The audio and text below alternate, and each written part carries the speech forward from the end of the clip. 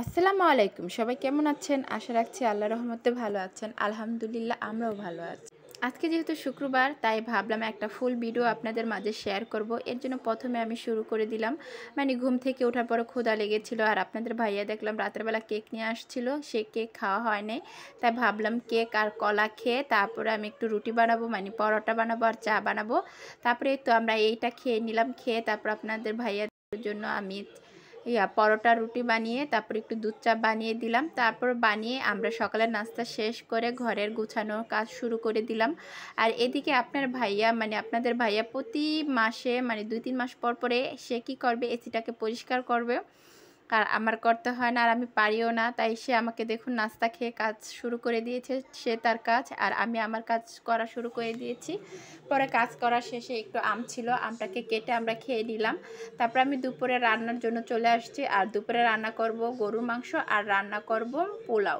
ছেলে যেহেতু পোলাও খেতে অনেক পছন্দ করে তার জন্য, আর এর জন্য আমি গরু মাংসটাকে ভালোভাবে পরিষ্কার করে নিয়েছি। তার মধ্যে দিয়ে দিয়েছিলাম হলুদের গুঁড়া, মরিচের গুঁড়া, লবণ, তারপরে গরম মশলা, আদা রসুন বাটা, তেল, মানে জিরা, তারপরে ইত্যাদি যা যা লাগে সবগুলো দিয়ে হাতে মেখে নিয়েছি কিছুক্ষণ।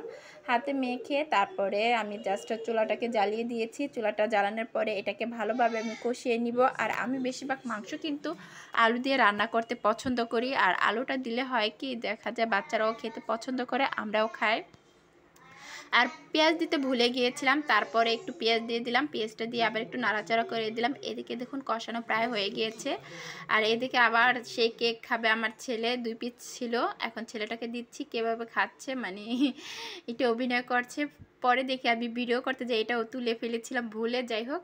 আর এদিকে আমি পোলাও রান্না করার জন্য চলে আসছি। পোলাওটাকে আজকে একটু অন্যরকম করে রান্না করব। এর জন্য প্রথমে আমি করেছিলাম কি, পেঁয়াজটাকে ভেজে গরম মশলা দিয়ে দিয়েছিলাম। গরম মশলা দেওয়ার পরে মানে আদা রসুন বাটা দিয়ে একটু লবণ দিয়ে একটু ভাজা ভাজা করে জাস্ট পরিমাণ মতো পানি দিয়ে দিয়েছিলাম। পানি দিয়ে জাস্ট আমি বলকের জন্য ঢাকনা দিয়ে ঢেকে রেখেছিলাম। এদিকে বলক চলে আসছে। আর এদিকে আমি মাংস যেহেতু রান্না করতেছিলাম, মাংসের মধ্যে আলু দিয়ে দিলাম। আলু দেওয়ার পরে জাস্ট ঢেকে এই চুলার মধ্যে রান্না শুরু করে দিয়েছি। আর চলে গেলাম রাইস কুকারের সামনে। রাইস কুকারে যে দেখি মানে আলু দেওয়ার পরে জাস্ট কষানো হয়েছিল, কষানোর পরে একটু পানি দিয়েছি। আর এদিকে রাইস কুকারের সামনে চলে আসছে, এখন থেকে বলক চলে আসছে। এবার আমার পরিমাণ মতো আমি পোলাও চালটাকে দিয়ে দিয়েছি, দিয়ে একটু জাস্ট নাড়াচাড়া করে দিব আর ঢেকে দিব। এভাবে রান্না করলে মানে চালটাকে আমি বেশি একটা ভাজি নাই বললেই চলবো, এভাবে অনেকেই রান্না করে, তাই আজকেও আমি রান্না করে নিলাম।